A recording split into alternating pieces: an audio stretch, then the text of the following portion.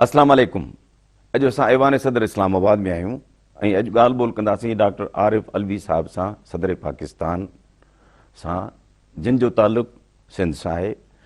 कराची मां संदन चूंड थी ऐं उन खां पोइ उते डॉक्टर साहब सां ताल्लुक़ ऐं वास्तो रहियो। ऐं तव्हांखे अॼु जेका मौजूदा सूरत हाल आहे ऐं ॿिया जेके पाकिस्तान जा इशूज़ आहिनि उन्हनि ते उन्हनि सां ॻाल्हि ॿोल कंदासीं। डॉक्टर साहब अस्सलाम वालेकुम। वालेकुम सलाम। डॉक्टर साहब, पहले तो बात ये करेंगे कि जो आजकल पीडीएम जो सियासत जिस तरह की कर रही है, तो लगता नहीं कि we have not learn from the history, क्योंकि जब भी 1977 का सान्या हुआ, इलेक्शंस हुई, अपोजिशन ने एहतजाज किया, उसका उन लोगों ने जब झगड़ा बढ़ गया तो गड़बड़ हो गई, फिर मार्शल रही काफ़ी अरसे तक। उसके बाद क्या बात है कि हमारी जमहूरी निज़ाम भी उतना मजबूत नहीं है, हमारी सियासी जमातों में भी जमहूरियत नहीं है, आप किस तरह देखते हैं? मैं ये समझता हूँ कि पीडीएम का बुनियादी कैफियत तो ये है कि उनका कहना ये है कि इलेक्शंस में उनके साथ धांधली हुई। मैं इस चीज़ का अच्छी तरह से वाकिफ़ हूँ कि जब 2013 के इलेक्शंस हुए तो उसके बाद पाकिस्तान तहरीक इंसाफ ने ये इशू उठाया कि इलेक्शंस के अंदर फेयरनेस नहीं है। हमने प्रोटेस्ट किया और हमने सिर्फ ये कहा, और हमने मखसूस डिमांड्स की। हमने कहा 4 हल्के खोल कर देख लो, और प्राइम मिनिस्टर इमरान खान उस वक्त तो चेयरमैन पार्टी के थे, उन्होंने असेंबली में ये कहा कि इन 4 हल्कों में अगर धांधली नज़र आएगी तो आगे जाना, वरना मत जाना, और हम समझते हैं कि हम इस गवर्नमेंट को सपोर्ट करेंगे, करो।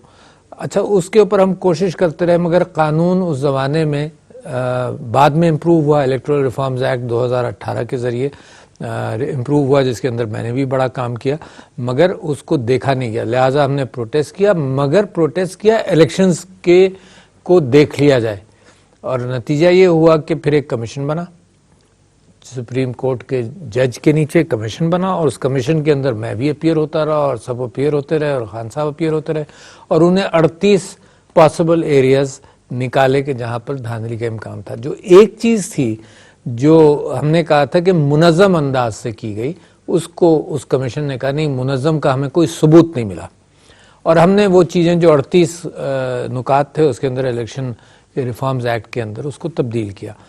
अब इन्होंने धांधली के एतबार से मैं समझता हूँ, अगर पिटिशंस का आप देखें कि किसने कितनी पिटिशंस फाइल हुई, तो उसके मुकाबले में 2013 के मुकाबले में तो बहुत ही कम पिटिशंस फाइल हुई। पहले होती भी कानूनी चारा जो, हाँ, आप कानूनी चारा जी तो अच्छा, और उसके अंदर कोई, मुझे लगता है ये सेकंड थॉट आया, बाद में आया। उन्होंने कहा कि मूवमेंट किस चीज़ पर चलाया जाए। अच्छा, मूवमेंट चलाने के लिए पाकिस्तान के अंदर आम तौर पर महंगाई के ऊपर चल सकता है, दुनिया में चलता है, यानी मईशत के ऊपर चलता है, महंगाई के ऊपर चलता है। इंग्लैंड में, स्पेन में, अमेरिका के अंदर इस वक्त मूवमेंट चले कोविड के ऊपर और मईशत के ऊपर। अब कोविड की कैफियत तो ये हुई कि पाकिस्तान ने अच्छा मुकाबला किया, तो वो आर्गूमेंट नहीं मिल रहा।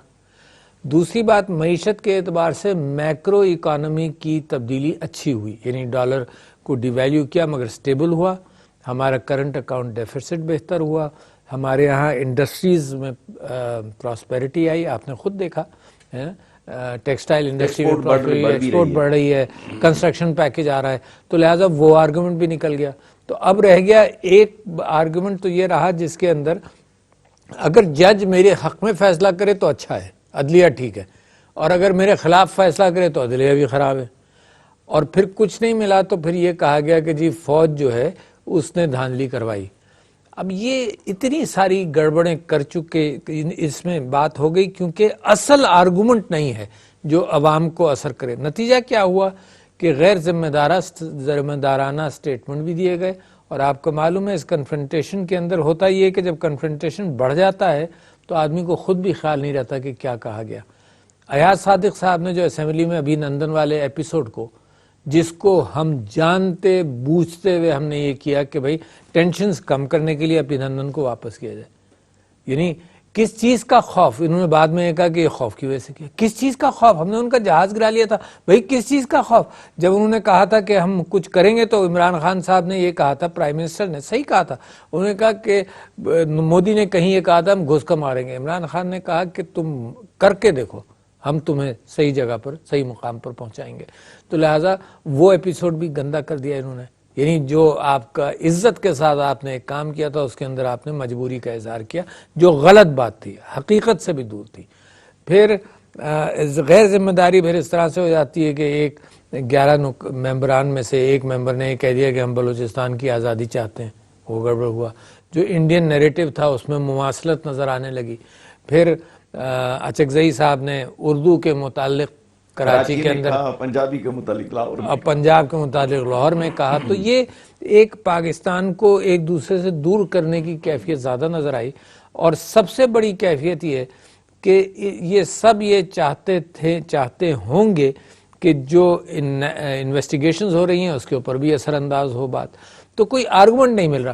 اب ووٹ کو عزت دو, ایک انہوں نے سلوگن پکڑا مثال کے طور پر, پارٹی کا اپنا حق ہے جو بھی سلوگن پکڑے.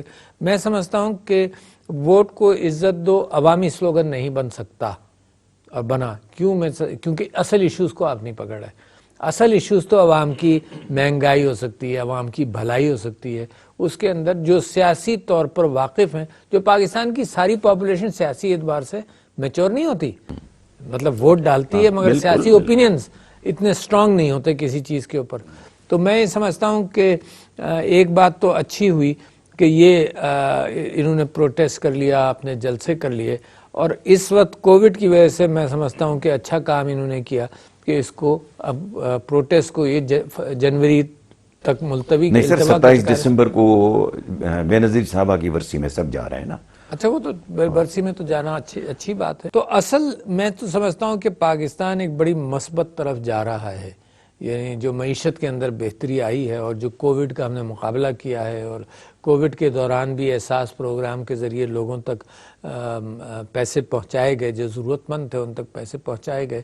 تو یہ موقع ہے کہ قوم کو متحد کر کے اور معیشت کے راستے پر پختہ انداز سے گامزن کر دیا جائے. تو یہ پاکستان کی تاریخ میں پہلا موقع ہے جہاں میں سمجھتا ہوں کہ ایک چینج آ رہی ہے. ڈاکٹر صاحب دیکھیں, خاص طور پہ مسلم لیگ نواز احتجاج کر رہی ہے اداروں پہ, نیب ہے اور ادارے, یہ سب کچھ آپ لوگ 3 باریاں لے چکے ہیں. آپ لوگوں نے ان اداروں کو کیوں نہیں بنایا, کیوں نہیں ٹھیک کیا؟ اگر عدالت انصاف نہیں کر رہی ہے فار ایگزامپل, تو وہ بھی آپ نے بنائی, آپ نے ججز سلیکٹ کیے, آپ نے جوڈیشری لگائی, آپ نے نیب کے بندی لگائے, آپ نے الیکشن کمیشن کے انہوں نے لگائے تھے چیئرمین اور سب. نہیں, میں سمجھتا ہوں کہ انہوں نے لگائے زیادہ تر ظاہر, یعنی انکلوڈنگ دا نیب چیئرمین صاحب. میں یہ سمجھتا ہوں کہ اصل میں شکایت اس وجہ سے ہے کہ جب ان کے خلاف فیصلہ ہو جائے, ورنہ تو میں خود یہ محسوس کرتا ہوں کہ جوڈیشری پہلے سے زیادہ مضبوط ہے.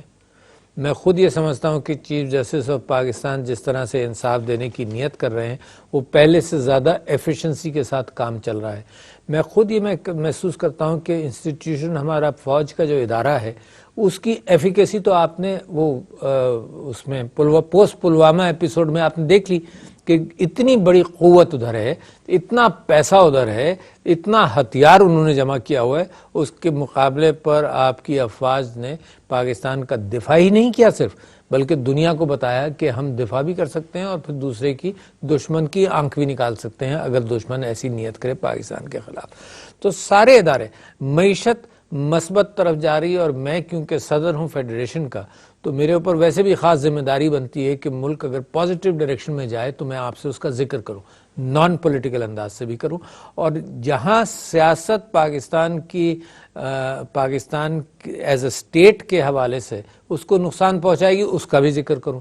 جیسے میں آپ سے کہنا چاہتا ہوں کہ مولانا فضل الرحمان نے بھی ایک جلسے لے کر اور دھرنا کیا تھا. اچھا, وہ ٹائمنگ اس کی خراب رہی اس وجہ سے کہ کشمیر کی بات آپ کا منطق جو ہے دنیا میں اثر انداز ہو رہی تھی اور کشمیر کے مظالم انڈیا کے عروج پر تھے, تو وہ ڈائلاگ بھی دنیا کا فوکس آپ نے اپنی طرف کر لیا کہ بھئی یہاں تو ہنگامے ہیں, یہاں تو پروٹیسٹ ہے. اور اسی انداز سے میں یہ سمجھتا ہوں کہ پاکستان جو اچھے راستے پر چل رہا ہے اس حوالے سے سب کا کوآپریشن ہونا چاہیے. سر اپوزیشن سیاسی بحث کرتے رہے اس میں کوئی مذائقہ وہ تو نہیں, ہونا جلسے جلوس کرتے رہیں اس میں کوئی مذائقہ نہیں, اپنے انسٹیٹیوشنز کو تباہ کریں اس میں مذائقہ ہے, اور اس کی وجہ سے اگر ملک کو نقصان ہو تو اس میں نقصان ہے. سر انہوں نے الٹیمیٹم دے دیا ہے کہ 31 جنوری تک عمران خان استعفیٰ دے. آپ سمجھتے ہیں کہ تحریک انصاف کی حکومت 5 سال پورے کرے گی؟ میں سمجھتا ہوں کہ میڈیا کی ایک مجبوری ہے. میڈیا کی ساخت کے اندر وہ کیفیت ہے جس کے اندر انہوں نے کچھ نہ کچھ گفتگو کرنی ہے. ہیڈ لائن ہیروشیما کے بم کی بھی اتنی بڑی ہوگی جتنی اس بات کی کہ ایک حادثہ ہوا اس میں 5 آدمی مر گئے, ہے نا. ڈیپینڈ کرتا ہے ہیڈ لائن کی, سرورق اخبار کا وہی ہے, اس میں ہیڈ لائن ہونی ہے. تو یہ میڈیا کے لیے ایک بڑی چاشنی لگی رہتی ہے کہ اب پروٹیسٹ ہو رہا ہے, اب ہنگامہ ہو رہا ہے, اب یہ ہو رہا ہے, وہ ہو رہا ہے. بس تو یہ مجبوری ہے میڈیا کی بھی. میں میڈیا کے حوالے سے کوئی میڈیا کی کو کنڈیم نہیں کر رہا ہے اس بارے میں. میڈیا کی مجبوری ہے, یہ اس کا چورن ہے جو بکتا ہے اسی طرح سے. تو وہ کبھی وہ کہتے ہیں استعفیٰ دے دو تم, ہم چھوڑیں گے نہیں تم کو. کس گراؤنڈز پہ کہتے ہیں اب یہ پہچاننے کی بات ہے. تو اس وقت ضرورت یہ ہے کہ ملک کے اندر کنسٹرکٹیو کرٹیسزم ضروری ہے. مثال کے طور پر میں موقع پوائنٹ دے رہا ہوں, میں یہ کہتا ہوں کہ اگر عام کھانے کی اشیاء کے اندر مہنگائی ہو, اس کے اوپر ایک کنسٹرکٹیو ڈیبیٹ ضروری ہے. گندم کے اوپر, چاول کے اوپر, چینی کے اوپر, یہ کنسٹرکٹیو ڈیبیٹس ہیں.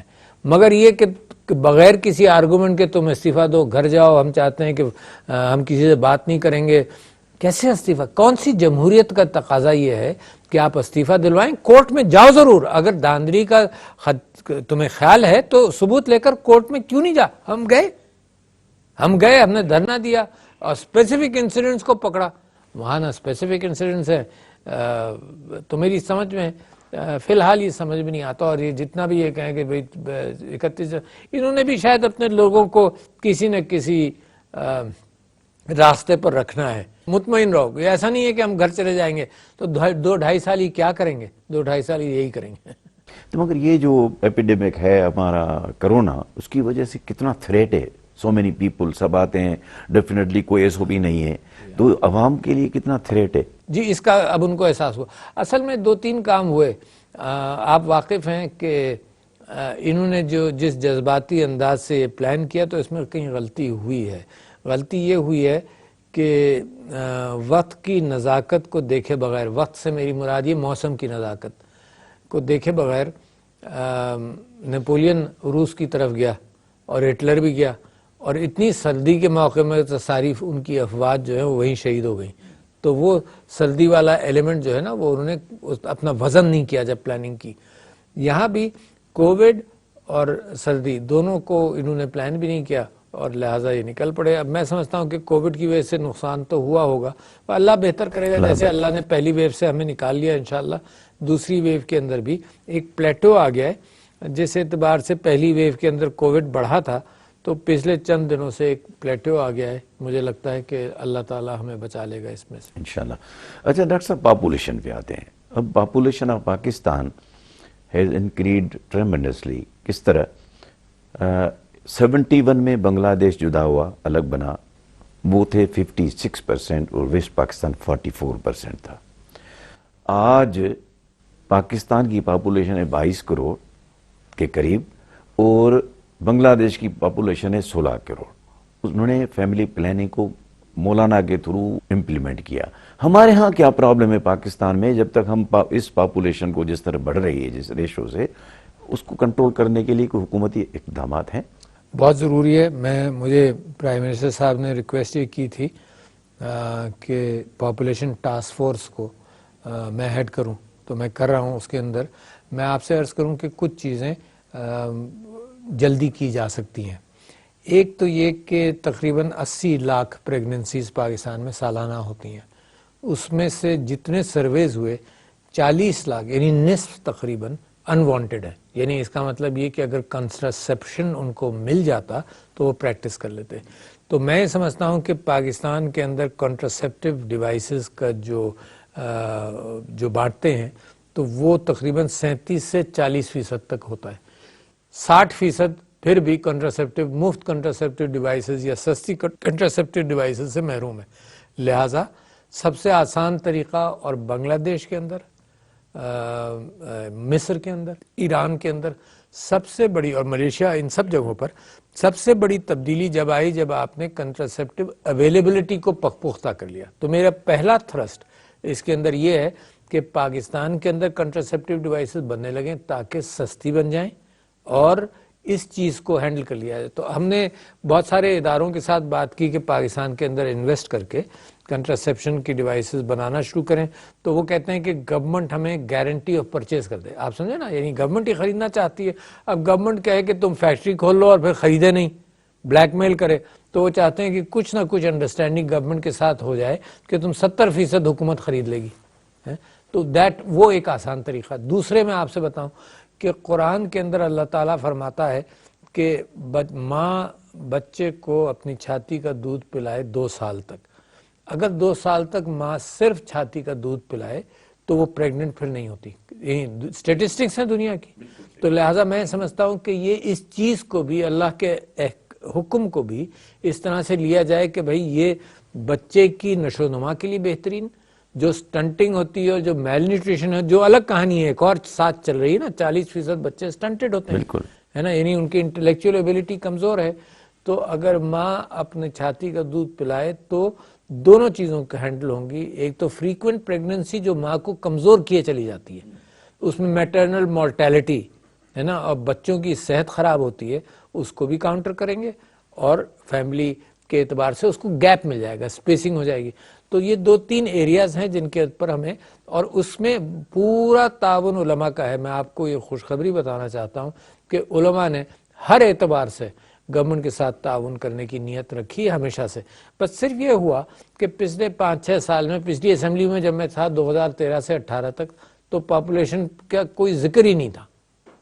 تو اب کی میں سمجھتا ہوں کہ اس کو اچھی طرح سے کر لیں گے. ڈاکٹر صاحب بات چیت کا سلسلہ جاری رہے گا. ناظرین وٹوں دا ہکڑو وقفو ملوں था वक़्फ़े खां पोइ.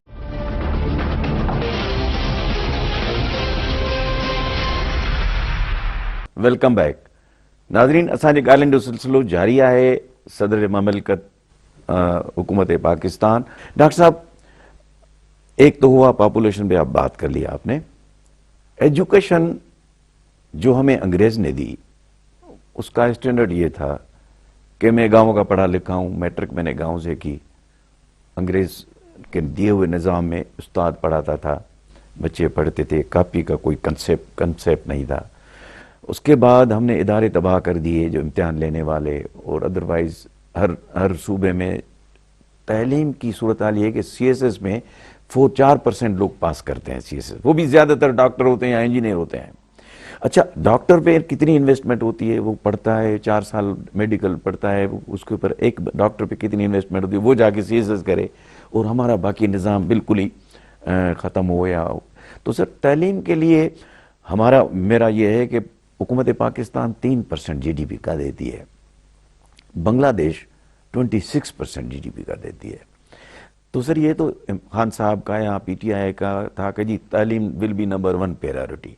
तो उस सिलसिले में अभी ये 2 साल हुए हैं, या इसमें क्या सिलसिला आप कैसे मैं समझता हूँ कि तालीम के अंदर ऑल प्रोविंशियल गवर्नमेंट्स अब अच्छा खासी रकम खर्च कर रही हैं.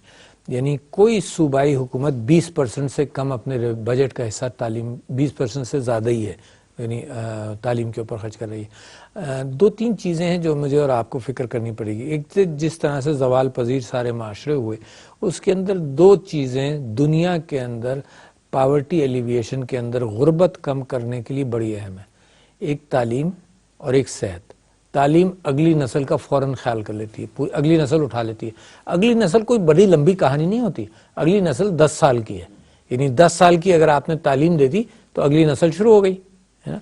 तो ये 10 साल का एफर्ट चाहिए लिटरेसी के लिए, लिटरेसी के हवाले से.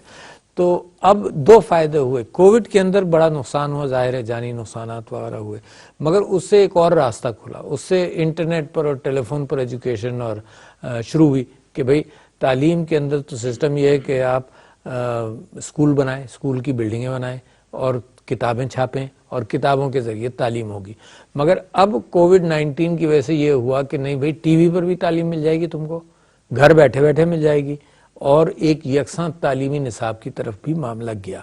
तो तालीम का फोकस आप ये समझ लीजिए کہ ہائر ایجوکیشن اور لوور ایجوکیشن دونوں کے اندر میں آپ کو بتاتا ہوں کہ اس حکومت نے اپنے کمٹمنٹ کے اعتبار سے 50,000 اسکالرشپس دی ہیں جو بچوں کو 50,000، جبکہ پچھلے 10 سال میں 30,000 بھی نہیں دی گئی ہے نا. تو 50,000 دی، تو اس کا مطلب ہائر ایجوکیشن کے اندر بھی فروغ دینے کی کوشش کر رہے ہیں.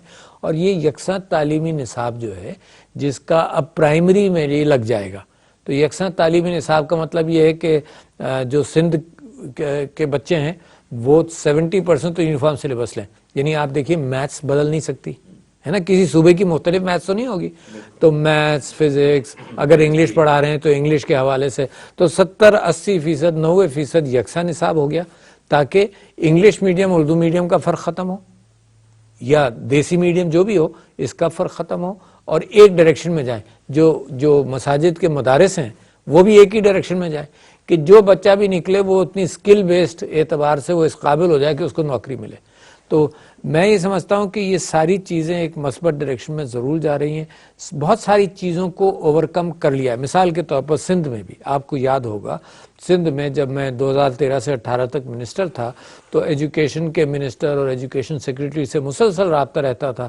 بہت سارے ٹیچرز کو کیا کہتے تھے، وہ گھوسٹ ٹیچرز اور گھوسٹ سکولز کے اعتبار سے، جیسے سندھ حکومت نے بھی قابو کیا ہے اس طرح سے دوسرے صوبوں نے بھی ان چیزوں پر قابو پانا شروع کیا، کیونکہ ایک زمانہ بگاڑ کا آیا جس کے اندر سب کچھ جائز تھا، جس کے اندر آپ کو معلوم ہے کہ احساس کے اندر گورنمنٹ سرونٹ اپنی بیوی اور اپنی بچی اور سب کے نام پر وہ احساس کے جو معلوم پیسے لے رہا تھا.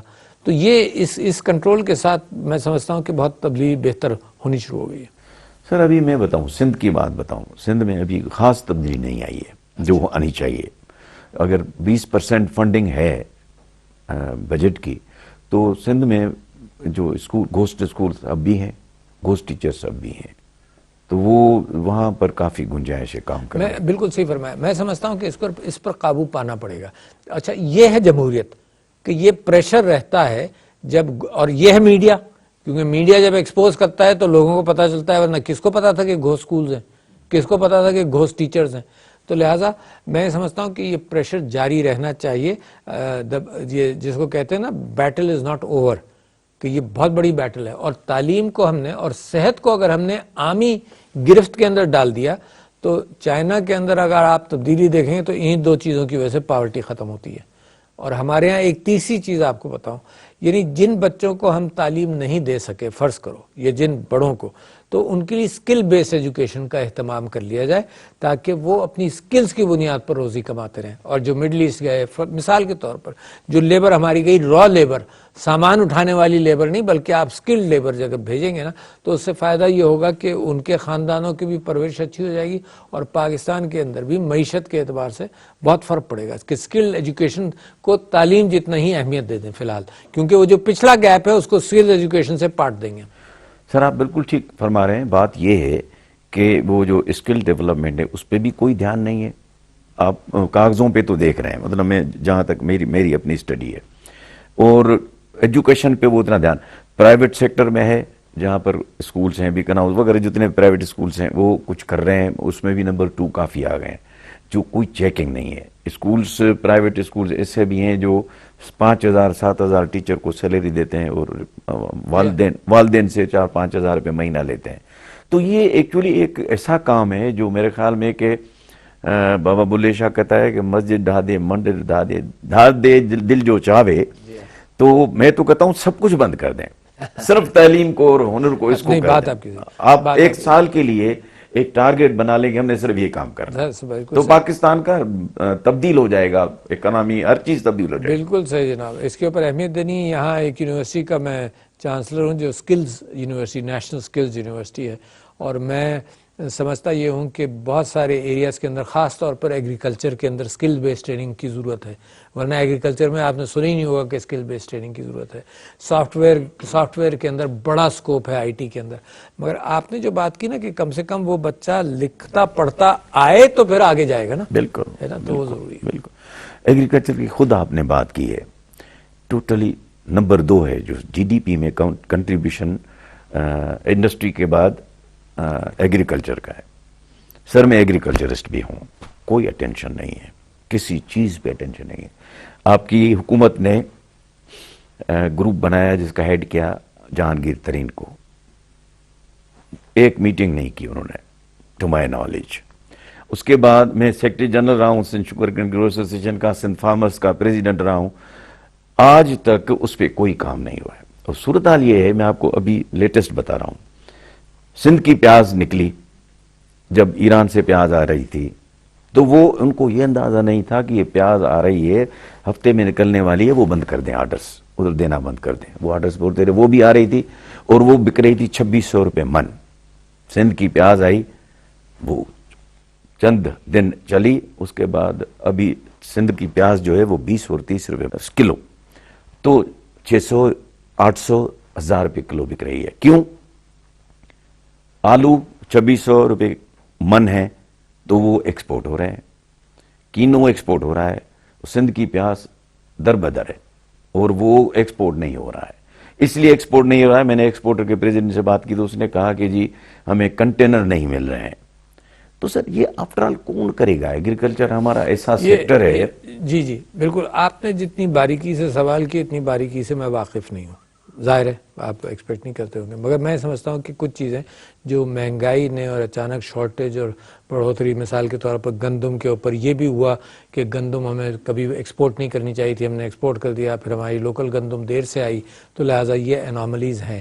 تو ایک 3 چیزیں آپ کے سامنے میں رکھنا چاہتا ہوں. ایک تو یہ کہ جو ایک ملک کے اندر ٹریڈ پالیسیز یا ایگریکلچر پالیسیز ہوتی ہیں, اس کے اندر اوپن کیفیت کے اندر فارمر اپنے اعتبار سے کاشت بھی کرتا ہے. یعنی اپنے اعتبار سے آپ کو پتا چلا پچھلے سال ٹماٹر اچھا ہوا تھا, یعنی آپ نے خوب بہت ساروں نے ٹماٹر اتنا لگایا کہ اس سال وہ ٹماٹر کی پرائسز نیچے ہو گئی. اچھا ہوتا کیا ہے کہ کچھ میں سمجھتا ہوں کہ اس چیز کو انکریج کرنا چاہیے, اور ابھی بات بھی ہوئی کہ افغانستان کے ساتھ اور ایران کے ساتھ ہماری یہ کمیونیکیشن بہتر ہو کہ جب ہمارا سرپلس ہو تو ادھر جائے اور ان کا سرپلس ہو تو ہمارے پاس آئے, تاکہ یہ بیلنسنگ ہو جائے. انڈیا کے ساتھ جب ٹریڈ تھی, آپ کو معلوم ہے تھر پارکر کے ذریعے بھی اور ادھر بھی جب ٹریڈ کھلی رہتی تھی تو اس میں یہ کوشچن مل جاتا تھا کہ ان کے یہاں جو سرپلس ہے وہ ہمارے یہاں کا سرپلس ہوں. اسی وجہ سے میں سمجھتا ہوں کہ جو عمران خان صاحب نے کہا کہ بھئی تم 1 قدم آگے جاؤ گے تو ہم 2 قدم آگے آئیں گے, کیونکہ یہ ایڈوانٹیجز ہیں آپس میں تجارت کے. تجارت کے اندر ایک اور چیز یہ ہوئی کہ ہمارے ہاں سیڈ کے حوالے سے, گندم خاص طور پر میں بات کر رہا ہوں اور کپاس کی بات کر رہا ہوں نا, کہ سیڈ کے حوالے سے ہمارے ہاں اچھا سیڈ نہیں ہے اور سیڈ ڈیولپمنٹ بھی اچھا نہیں ہے. اب سیڈ ڈیولپمنٹ کے اندر 10 سال لگتے ہیں, یعنی یہ کام نہیں ہے کہ آج کر لیا تو کر لیا جائے. جی ایم سیڈ یا تو باہر سے منگائیں گے یا اپنا سیڈ ڈیولپ کریں گے تو 8-10 سال لگیں گے. تو قانون کے اعتبار سے سیڈ ایکٹس بھی پاس ہوئے ہیں جس کے اندر ایک پروٹیکشن ملا ہے, اور سیڈ کو امپروو کرنا بے انتہا ضروری ہے. ساتھ ساتھ پھر ایگریکلچر کی پریکٹسز کو بھی بہتر کرنا پڑے گا. آپ جانتے ہیں جناب, کیونکہ آپ فارمر ہیں, آپ جانتے ہیں کہ فلڈ اریگیشن کا زمانہ اب ختم ہو جائے گا اور ہو گیا, اور اسرائیل جیسا ملک جو اردن کے دریائے اردن کے اوپر اس کا بڑا سٹیک تھا, اب وہ پانی میں سرپلس ہو گیا ہے, حالانکہ اس کے پانی نہیں تھا تو پانی میں سرپلس ہو گیا. تو میں سمجھتا ہوں کہ سیڈ, میں سمجھتا ہوں کہ انسیکٹیسائڈز کے حوالے, پیسٹیسائڈز کے حوالے سے, سیڈ کے حوالے سے اور ایگریکلچر پریکٹسز کے اعتبار سے بہت کام کی ضرورت ہے اور بہت امپروومنٹ ہو سکتا ہے. مگر یہ کہ یہ کیفیت, جیسے آپ نے فرمایا نا کہ اس وقت کنٹینرز بھی نہیں مل رہے تھے اور اس کی بھی وجہ تھی کووڈ کی وجہ سے معاملات خراب تھے, مگر یہ پاکستان کا مین سٹے ایگریکلچر ہے, اور پاکستان جو کووڈ کا مقابلہ کر سکتا ہے تو بڑی چیز یہ ہے کہ جو لوگ خود کھاتے ہوں اپنا بویا ہوا, وہ انٹرنیشنل پریشرز میں نہیں آتے. تو سر دیکھیں, آپ کا ٹاسک فورس ابھی جو ہے وہ ایک 80 سالہ ہمارا بزرگ اس کو ہیڈ کر رہا ہے. ایگریکلچر پہ کوئی کام نہیں کیا ہے پی ٹی آئی کی گورنمنٹ نے. اب اس کے لیے آپ مہربانی کریں. نہیں, آپ سے میں اتفاق نہیں کرتا ہوں کیونکہ میں واقف ہوں, مگر کام جو ہے اس کے اثرات 2 سال میں نہیں آتے. میں واقف ہوں کہ مثال دے رہا ہوں آپ کو کہ میں نے سب سے پہلے یہ دیکھا کہ فیصل آباد یونیورسٹی کے گریجویٹس کا کیا حال ہے. پتا چلا کوئی نہیں رکھتا اس کو. کیوں نہیں رکھتا؟ کیونکہ جو میرا بھتیجا ہے نا اور جو میرا پوتا ہے اور جو بھی ہے وہ سب میں اپنا زمین پر لگا دیتا ہوں. میں کہتا ہوں مجھے گریجویٹ کی ضرورت ہی نہیں. کیوں؟ کیونکہ وہ جو گریجویٹ نکال رہے ہیں وہ مارکیٹ کی ضروریات سے میچ نہیں کر رہا تھا. تو اب ایک پاکستان ایگریکلچرل کونسل بنی, پاکستان سیڈ کونسل بنی, ان لوگوں نے یہ کیا کہ بھئی تمہارا گریجویٹ 6 مہینے میرے ساتھ زمینوں پر کام کر لے, جب زمینوں پر کام کرے گا 100% ہم امپلائمنٹ دیں گے. تو things are going in the right direction but has to be force much more. ہاں, اس کی رفتار بڑھانی ہے. چلیں یہی ہم کہہ سکتے ہیں کہ رفتار بڑھا دیں. 18th امینڈمنٹ کے لیے یہ کبھی جلسوں میں بات ہوتی ہے کہ جی 18th امینڈمنٹ میں کوئی امینڈمنٹ آ رہی ہے یا اس پہ کوئی تبدیلی کی جا رہی ہے, وہ سیاسی اسٹنٹ بازی ہے یا اس میں کوئی ہے وزن بات میں ہے, آپ ہی بتا سکتے ہیں. اس لیے کہ میرے خیال سے کیوں وزن نہیں ہے, وزن ہونا چاہیے کہ آئین کے اندر امینڈمنٹس آئے تو اچھا ہی ہے نا کہ آئین امپروو ہو گیا. 18th امینڈمنٹ کو امپروو کرنا چاہیں گے تو امپروو ہو جائے گا, اس میں کوئی پریشانی کی بات نہیں. اس میں ڈیبیٹ ہونی چاہیے. ڈیبیٹ تو ہوگی, ڈیبیٹ کے بغیر تو نہیں ہونا چاہیے, مگر یہ ڈیبیٹ ہو ہی رہی ہے آلریڈی. یہ جو آپ نے شوشہ چھیڑا ہے یہ اسی ڈیبیٹ کا حصہ ہے نا, یہ اسی ڈیبیٹ کا حصہ ہے. اور اس وجہ سے کہ جب روٹی ایک سائز کی ہو اور مانگنے والے بہت ہوں تو پھر اس پر بحث ہوگی کہ اس کو ڈیوائڈ صحیح کرو. اب جب روٹی کی سپلائی زیادہ ہو اور مانگنے والے اتنے ہی ہوں تو اس کا مطلب کہ آسانی سے چیزیں چلتی ہیں. 18th امینڈمنٹ کا سٹریس جو ہے وہ اس وجہ سے آیا کہ پاکستان کی اپنی معیشت کمزور ہوئی. نتیجہ یہ ہوا کہ فیڈریشن کے پاس جو ریسورسز تھے وہ بھی کم ہو گئے, اور فیڈریشن سمجھتی ہے کہ اس کی ذمہ داری ظاہر ہے بہت ساری ہیں ذمہ داریاں, جس کے اندر آرم فورسز ہیں, جس کے اندر کمیونیکیشن ہے, آپ نام لیتے جائیے. تو لہٰذا جو ریسورسز کا امپیکٹ ہوا اس کی وجہ سے 18th امینڈمنٹ پر سوالیہ نشان آیا کہ ریسورس ڈسٹریبیوشن مختلف کی جائے. 18th امینڈمنٹ کے اندر ایک اچھا کام یہ ہوا کہ ڈیولیوشن آف پاورز ہوا, صحت اور تعلیم نیچے دی گئی, اور اس امید کے ساتھ دی گئی, اور میں سمجھتا ہوں صوبے پورے اتر رہے ہیں اس کے اوپر کہ وہ اپنی ایڈمنسٹریٹو کیفیت کو امپروو کرتے جائیں گے. تو بہت مثبت کام بھی ہوئے, مگر امپروومنٹ کی گنجائش جیسے آئین میں ہے ویسے 18th امینڈمنٹ میں بھی ہے. ایک وقفہ لیتے ہیں ڈاکٹر صاحب. ناظرین ملوں تھا وقفے کھاں پو.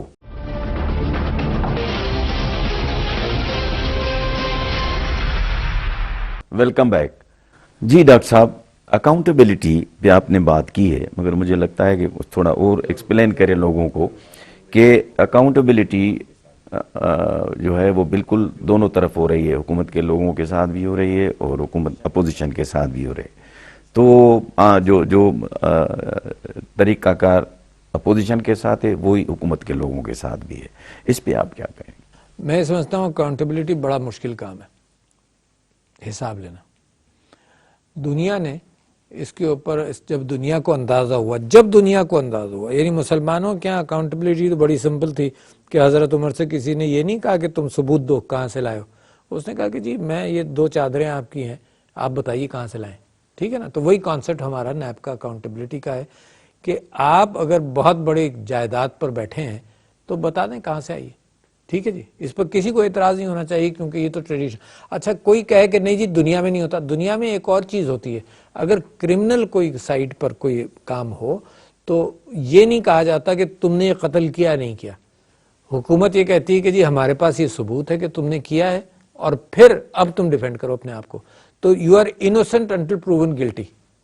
بٹ فائنینشیل میٹرز میں اکاؤنٹیبلٹی دنیا کے اندر, صرف پاکستان کی نہیں, جو لوگ گمراہ کرتے ہیں ان کے لیے میں کہہ رہا ہوں, دنیا کے اندر یہ ہے کہ ایکیوز کیا جاتا ہے کہ تمہارے پاس یہ ویلتھ کہاں سے آئی, تم ثابت کرو کہ کہاں سے لائے ہو. تو وہ کانسیپٹ صحیح ہے. پہلے تو میں آپ سے صرف یہ کہہ رہا ہوں کہ کانسیپچولی بات صحیح ہے کہ کہاں سے لائے ہو, جو بھی گرفتار ہے جو بھی ہے وہ کہاں سے بتائے کہ کہاں سے لائے. دوسری بات یہ کہ یہ سارے جو لوگ, اچھا کس کے ساتھ اکاؤنٹیبلٹی ہوئی, اس لیے اس کے ساتھ نہیں ہو رہی کہ پرائیویٹ سیکٹر کا آدمی جائیداد کہاں سے لایا, کیونکہ پرائیویٹ سیکٹر کے آدمی کا تو یہ نہ حکومت سے تعلق نہ چوری کا امکان, اگر ہے تو وہ بھی کرمنل سائٹ پہ پکڑا جائے گا. مگر جو گورنمنٹ یعنی سوئس اللیسٹ ایسیٹس ایکٹ ایک بنا تھا 2010 میں, اور سوئس ایکٹ بنا الیگل ویلتھ کے اوپر 2016 میں, اور برٹش ایکٹ بنا of in explained wealth order 2016 میں. یہ 3 قوانین ایسے ہیں جو مجھے گائیڈ کر سکتے ہیں کہ دنیا بھی اسی طرح سے سوچ رہی ہے. ان تینوں کے اندر یہ ہوا کہ یہ کن پر لاگو ہوتے ہیں, یہ ان پر لاگو ہوتے ہیں جو گورنمنٹ سرونٹس رہے ہوں, یہ ان پر لاگو ہوتے ہیں جو پولیٹیشین کانٹیکٹ میں یہ پولیٹیشینز رہے ہوں, کیونکہ گورنمنٹ کے خزانے سے اگر چوری ہوئی ہے وہ اس کو پکڑنا ہے. جو پبلک میں چوری ہوئی ہے وہ کرمنل ایکٹس کے نیچے آئے گی. یعنی کسی پرائیویٹ آدمی نے کسی پرائیویٹ آدمی کی چوری کی وہ تو کرائم ہو گیا, وہ وہاں پکڑا جائے گا. یہاں پر تو کرائم ثابت نہیں کیا جاتا, کرائم پریزیوم کیا جا رہا ہے کہ تمہارے پاس یہ پیسہ کہاں سے آیا. تو آپ کو معلوم ہے ان ایکسپلینڈ ویلتھ آرڈر کے اندر پاکستان میں کچھ رقومات بھی آئی ہیں فرام انگلینڈ, جو سندھ کے اندر کورٹ نے کہا کہ سندھ کے معاملات کے اندر خرچ ہونی چاہیے کیونکہ وہیں اس کے شبہات تھے. تو یہ جتنے جو لوگ سیاست میں رہے, جیسے پاکستان تحریک انصاف تو اب حکومت میں آئی ہے, ان کی اکاؤنٹیبلٹی ہوگی ان کے ٹینیور 2013 تک, یہ 2023 کے بعد دوبارہ بھی یہ حکومت میں آ جائیں, مگر ان کا تعلق فنڈز کے ساتھ اور فنڈز کی انلیگل یوز کے ساتھ ہوگا, تب ان کے اوپر ہوگا. یہ آلریڈی کوئی چیزیں نظر آئیں تو ہوگا.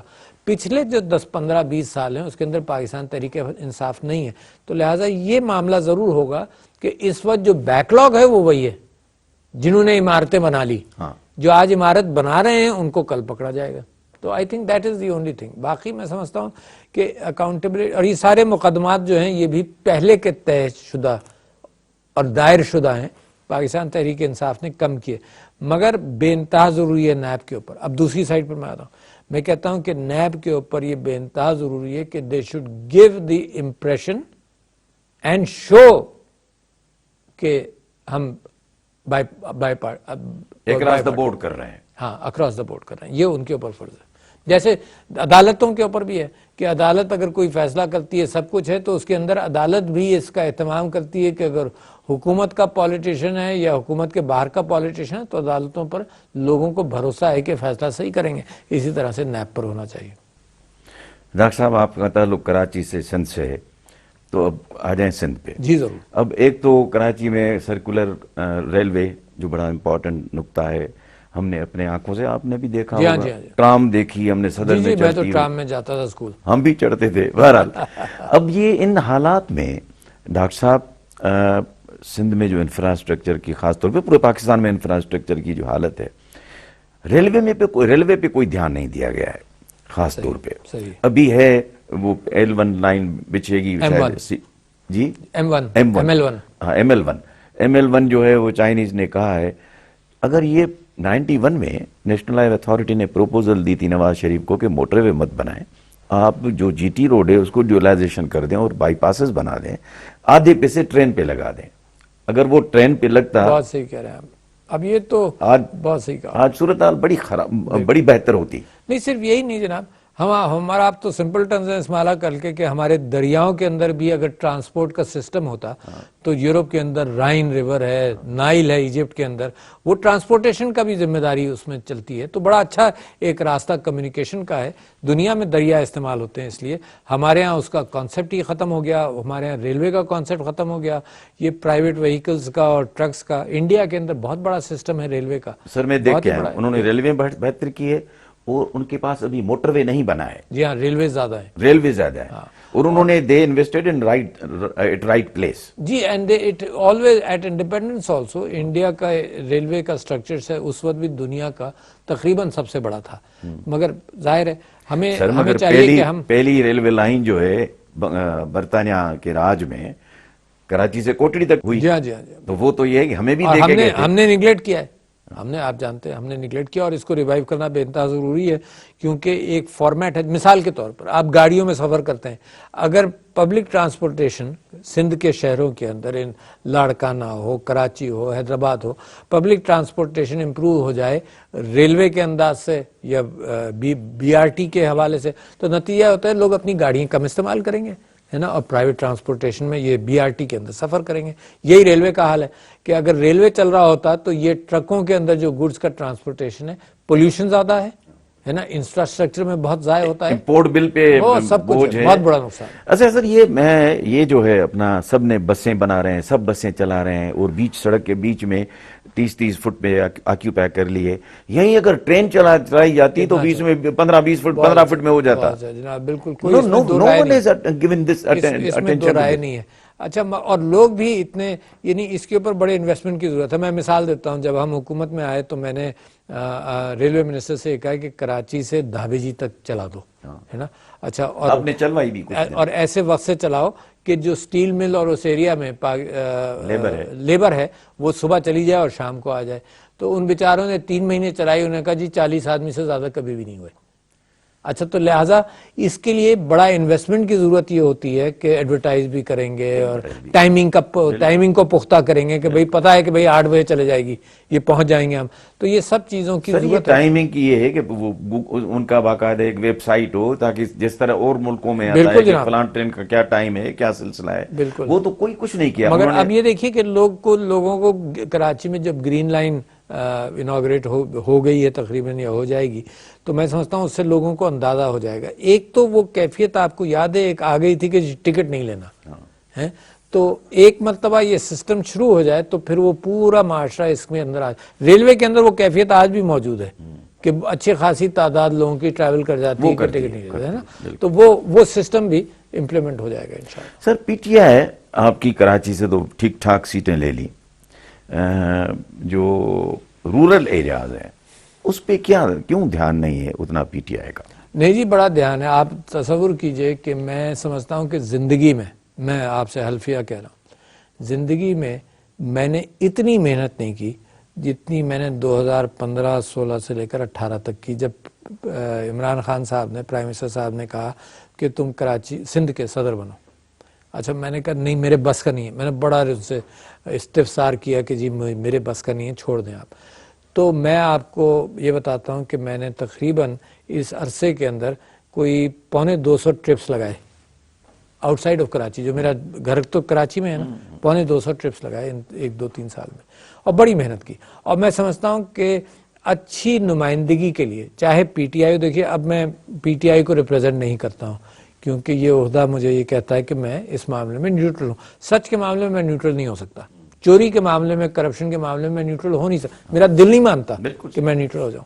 میں نیوٹرل ہو سکتا ہوں پولیٹیکل معاملات کے اندر. تو میں یہ سمجھتا ہوں کہ اچھے لوگوں کو منتخب کرنے کے لیے سندھ میں بڑی گنجائش ہے, کیونکہ کسی پارٹی کو الزام دیے بغیر میں یہ کہتا ہوں کہ جہاں بھی چاہے شہر میں کرپشن, دیکھیں میں ایم کیو ایم کے خلاف لڑنے والا آدمی ہوں نا, ہے نا. میں نے بڑی جدوجہد کی کہ یہ قتل و غارت گری, جس طرح سے کراچی ایکسپلائٹ ہوا, جو کچھ ہوا, بڑی جان ماری ہے میں نے sir, at the cost of my personal attacks on my house also. تو میں اسی معنی کر کے کہہ رہا ہوں کہ اچھے لوگوں کو منتخب کرنے کا سندھ کے رورل ایریاز میں بے انتہا پوٹینشیل ہے. پارٹیز اچھی قیادت آگے لے کر آئیں, بہت پوٹینشیل ہے, آئی ایم اویئر. تو یہ سندھ کے اربن میں بھی آپ دیکھیے کہ ایک فاشسٹ تنظیم تھی M Q M, Altaf Hussain کی ہے, مگر کراچی نے اس کے خلاف پھر سٹینڈ لیا. یعنی 10-15 سال کراچی اس کے شہر میں رہا, جتنا عرصہ بھی رہا ہے نا, شہر میں رہا, مگر پھر اس کو اوور تھرو کیا. تو اسی معنی کر کے اچھے لوگوں کو لانا ایک بہت ضروری کیفیت ہے سندھ کے لیے. بالخصوص میں آپ سے گزارش کر رہا ہوں کیونکہ جو فیوڈل نظام ہے پاکستان کے اندر, تو وہ اگر آپ اس کو دیکھیں تو سب سے زیادہ سرداری نظام کے اثرات ابھی تک اگر موجود ہیں تو بلوچستان میں ہے, ٹھیک ہے جی. اس کے بعد اگر کوئی جگہ ذہن میں آتی ہے جہاں اس کے اثرات ہیں وہ سندھ ہے, اس کے بعد پنجاب ہے, اور سب سے کم کے پی کے اندر وہ کیفیت ہے کہ فیوڈل یہ سرداری سسٹم ہو. تو لوگوں کو آزادی ووٹ دینا اور اپنا کنسپٹ بنانا اور جمہوریت کی طرف راغب ہونا, یہ اس طرح سے اب بہتر ہوتا جا رہا ہے. سر آج کل ایشو ہے آئی لینڈز کا. اب آئی لینڈز پہ جو آئی ڈونٹ نو کہ کیا اس کی پوزیشن ہے, مگر یہ تھا کہ سندھ گورنمنٹ نے پہلے شاید ایک سوشل میڈیا پہ پرمیشن دے دی تھی یا این او سی دے دیا تھا, پھر این او سی وتھڈرا کر لیا ہے. کیا چیز اصل میں سمجھتا ہوں کہ جو بھی کانفلکٹ ہے نا, مطلب دیکھیے ریسورسز کے لیے اور علاقے کے اعتبار سے پروونسز کا اور فیڈریشن کے درمیان یہ کانفلکٹ ہونے کا امکان ہوتا ہے کہ یہ ہماری چیز ہے تمہاری نہیں ہے, قانون کیا کہتا ہے, آئین کیا کہتا ہے, اس اعتبار سے دیکھ لو. اصل میں میں بڑا کنونسڈ ہوں اور پر امید ہوں, کیونکہ میری جتنی بھی گفتگو ہوئی ہے اس میں اس بات کا امکان ہے کہ سندھ اور پروونشل گورنمنٹ, سندھ اور فیڈرل گورنمنٹ کے درمیان ایک انڈرسٹینڈنگ آ جائے گی. پہلی بات تو یہ طے ہے, فیڈرل گورنمنٹ نے یہ بات کہہ دی ہے کہ اس کا سارا جو ریونیو ہے وہ تمہارا, اس کو چلانے کی ذمہ داری ہے, سندھ کو ملے گا, اس کو چلانے کی ذمہ داری تمہاری. اگر اس کے باوجود میں سمجھتا ہوں کہ سندھ گورنمنٹ نہیں چاہتی تو نہیں بنے گا, مگر یہ کیفیت اگر آپ دیکھیں نا تو دنیا کے اندر سارا ڈیولپمنٹ شہر کے ساتھ ہی ہوتا ہے. اچھا اب دبئی کے اندر اگر آپ دبئی گئے ہیں تو دبئی کے اندر پورا ریگستان ہے شہر کے ساتھ، ڈیولپمنٹ وہاں نہیں ہوا، انہوں نے سمندر سے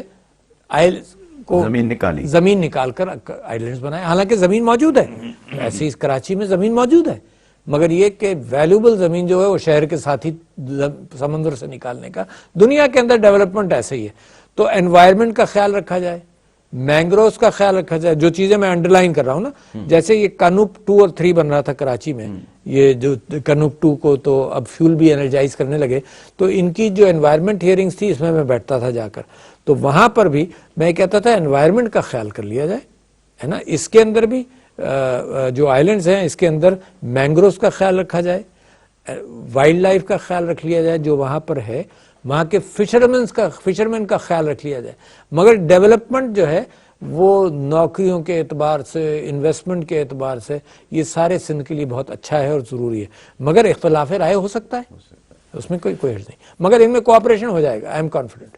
ڈاکٹر صاحب آپ کی بڑی مہربانی۔ ناظرین وٹھوں تا اجازت۔